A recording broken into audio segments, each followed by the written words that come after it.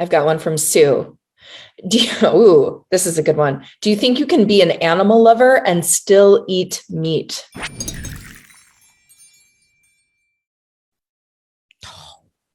Oh, this is controversial. Do I even want to answer this? So this is very controversial, but this is spill the tea. So I'm going to have to spill it. What I really think about this. Can you be an animal lover and still eat meat? You can be an animal lover, and I assume you mean dog, cat, bird, household pets, and be unconscious about your participation in the very cruel factory farming of animals, as I was for most of my life. Loved animals. Oh, yeah. Yes, yes, yes. Loved animals. Ate meat at every meal. Once you become conscious of the tactics and procedures of factory farming, because there aren't those little intimate, friendly little hoop-de-doos that have enough supply to feed even just your state's appetite.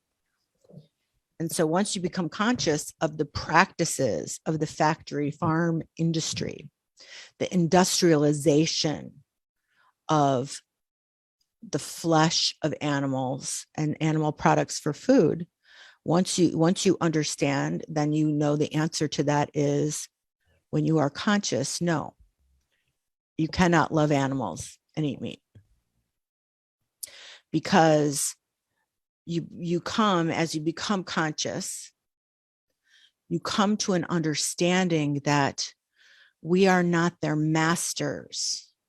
We are their companions on this earthly journey, sharing this earthly home. Because we have the power to enslave them and literally torture them, then we must use our power to protect them. So that is what I've come to believe. And this is from a Midwestern meat-eating girl. Hamburger and everything, bacon and everything. But once you become conscious, my answer is a resounding no. And that is why many of us, and me included for a long, long time, prefer to remain unconscious about what's really going on, because if we become conscious, then we have to make a change. And I will never forget it as long as I live. The minute the spark of consciousness came to me about what was going on, it was through Esther the Wonder Pig, that phenom from Canada, the Canadian pig who was being raised by two dads. And I saw her every bit as lovable as my own dogs, Bella and Kissy. And I realized they were the same. It was over for me. And it was certainly over for pork and beef.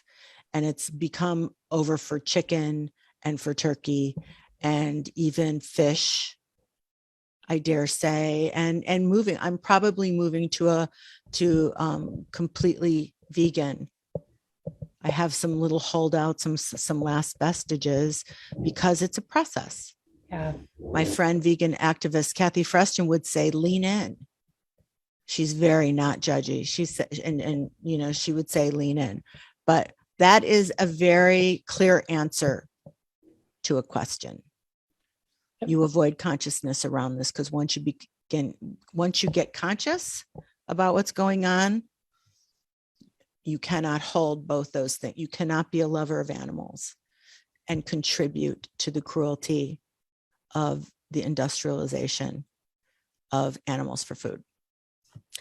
That is some potent tea, and feel free to disagree with me. Mm-hmm. And one day, when the flame of consciousness hits you, shoot me a note. Shoot me a note. Can I layer in something from my life on that? Yes. One thing because I'm very conscious of it. I have been a raw vegan before, and I have been exploring vegetarian and vegan cooking for a long time. And I know the consciousness is there for me, right? But I still partake occasionally in cheese or fish.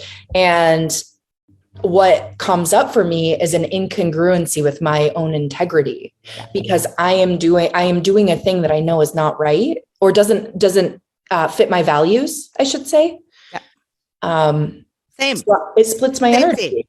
Same. Yeah. And I would tell you, I'm not as driven by the health thing as I am by the climate thing and the cruelty thing. Because I do love animals. I love them. I want them free and happy as I am. That's my tea.